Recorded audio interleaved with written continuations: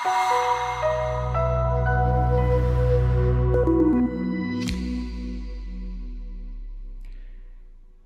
morning. Thank you for being here for the Hedge Investment Credit Fund monthly update of May.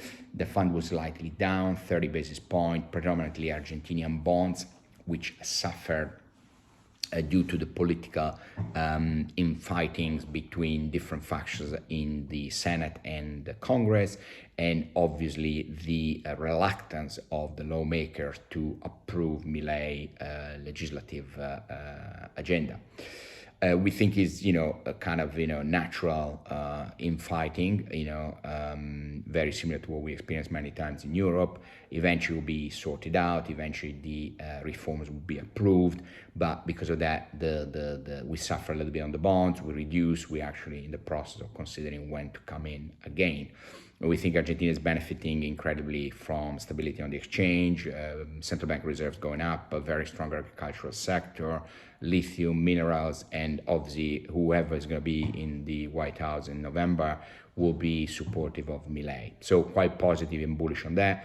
On Ukraine, we think the most important thing is the agreement on using the Russian assets to support Ukraine. Is something we've been talking about for the last 2 years. We think Trump, if he wins, will be very keen on that, given his focus on the European contribution to NATO budget. We think, the push of the Americans will be relentless, obviously because the assets are predominantly in Europe. So we think is that kind of set of circumstances a win-win for Ukraine. Ukraine also has been benefiting from an enormous amount of new weapons being delivered. So we think the picture will change both on the battlefield and financially. And we're quite positive on Ukraine, although obviously the human tragedy continues, and the expectation we have is that there could be a good time window just before the US election for some sort of settlement or some sort of initiation of a dialogue. Away from that, obviously, in Europe, we see lots of tension. The French election could be quite disruptive. We are repositioning the book because of that. We reduce quite a bit of the risk, and we are increasing our position on the fixed income side.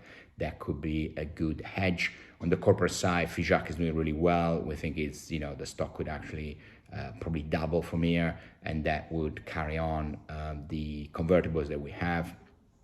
At the same time, on TI, obviously, we've been reducing a little bit of position on the back of the events.